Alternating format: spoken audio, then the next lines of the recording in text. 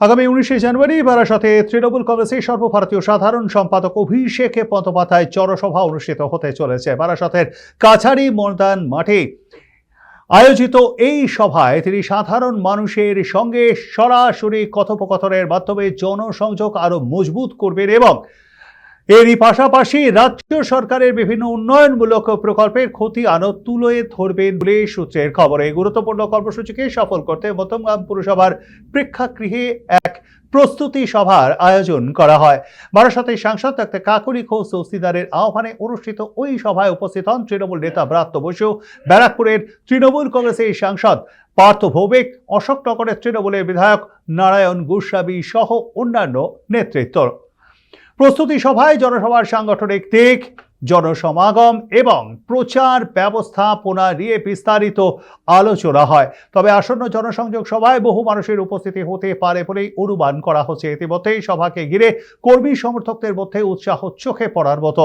অন্যদিকে বিজেপি নেতা কৈলাস বিজয়বর্গীয় সাংবাদিকদের সঙ্গে আচরণ নিয়ে অভিষেক বন্দ্যোপাধ্যায়ের বক্তব্যকে সমর্থন করে সরব হয়েছেন ব্রাত্য বসুও।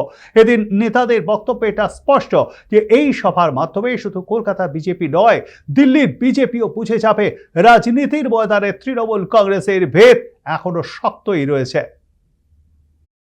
ছাড়বেন না, কেননা দিল্লিতে বসে আমরা দেখতে পাই তারা মানুষের জানুয়ারি প্রথম, 19শে জানুয়ারি শেষ, মানে বিধানসভা নির্বাচনের আগে জানিয়েছেন।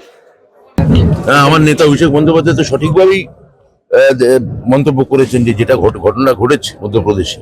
সাংবাদিক প্রশ্ন করেছেন, তা এটা উত্তর দেবে না একজন মন্ত্রী?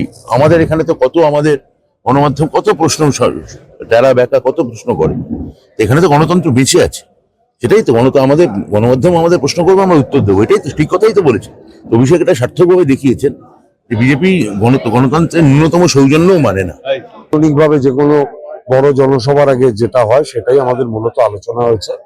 এর মধ্যে আমাদের দলের যে কর্মসূচি, উন্নয়নের পাঁচালী মানুষের কাছে পৌঁছে দেওয়া এবং এসআই নিয়ে ভারতীয় জনতা পার্টির নির্দেশে নির্বাচন কমিশন যে লজ্জাজনক কলঙ্কময় ইতিহাস তৈরি করেছে, তাতে মানুষের পাশে দাঁড়িয়ে মানুষকে সাহায্য করা, মূলত এই তিনটের উপরে আলোচনা হয়েছে।